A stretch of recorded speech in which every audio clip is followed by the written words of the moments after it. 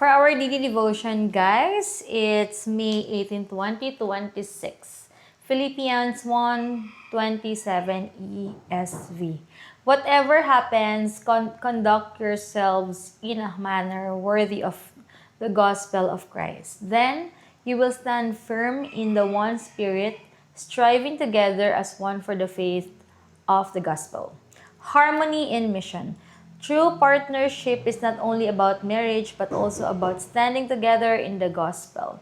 When believers unite, their testimony becomes stronger. So ito nga yung pinapractice namin ni Heinz talaga na buti lang may nagbigay din sa akin ng book about sa marriage and all, and yun nga, nagsisharean kami ng mga makikita namin online, ng mga verse, tapos namin na-realize, nag-uusap kami. Kasi iba talaga, guys, na hindi lang kayo as one sa marriage literal, kundi spiritually rin. Kasi mahirap magka-clash kayo pag hindi kayo same faith or hindi kayo same goal. Lahat naman ng relationship, di ba? Whether sa marriage to or friendship, iba talaga kapag yung tao sa paligid mo, same faith mo, at isa kayong goal sa buhay, and lalo na sa ginagawa natin. Kaya ako gusto ko talaga, ngayon aayusin ko talaga yung oras ko, hanapin ko yung Bible ko, guys. Magsa-start talaga ako mag-devotion sa sarili ko, magpag-aaralan ko talaga lahat, na kahit nakakatamad talaga magbasa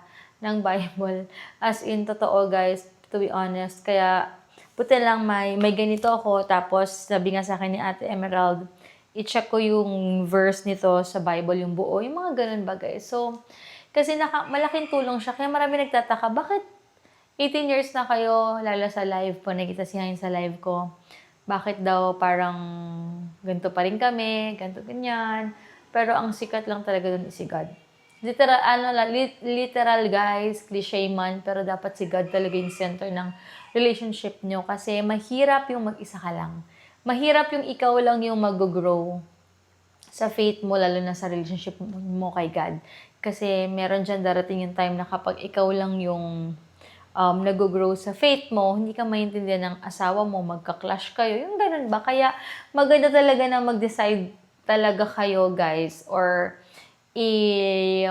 i-encourage natin yung partner natin na maging as one din tayo, hindi lang sa marriage, kundi sa faith. Lahat naman ng relationship, yun naman ang goal natin, di ba? Na maging, yung mga kasama natin sa paligid natin is mas magkaroon ng magandang relationship kay God para tayo, magandang relationship natin, di ba? Kung magkamali man, kung may madadapa, may tutulong bumangon, yung gano'n lang naman, guys, di ba? So, yun lang, and have a blessed day po, and God bless po, guys. Bye, guys!